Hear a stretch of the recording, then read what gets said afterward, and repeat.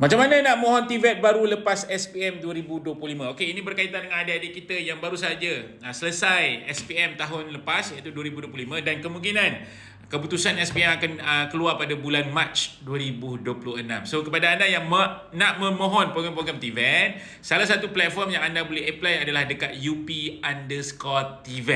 Anda boleh mohon dekat situ, di mana dekat situ ada dua bahagian perdana dan fleksi. Di mana sekiranya anda nak mohon program-program TVET untuk bahagian perdana, anda boleh tunggu intake Julai 2026.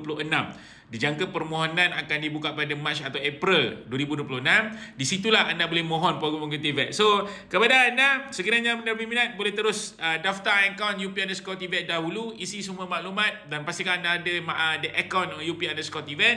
Selepas permohonan dibuka, terus apply program-program bidang-bidang yang anda nak. Dan apa yang anda boleh buat sekarang adalah survey program-program yang anda nak tu, tengok syarat kelayakan, tengok program itu tempohnya bila, SKM berapa, 1, 2, 3 atau 5 dan sebagainya. So mudah untuk nanti bila permohonan dibuka, anda boleh mohon terus tanpa barulah masa tu nak check lah, nak syarat kelayakan lah, nak isi maklumat penting lah, nak masukkan dokumen lah, tak perlu dah.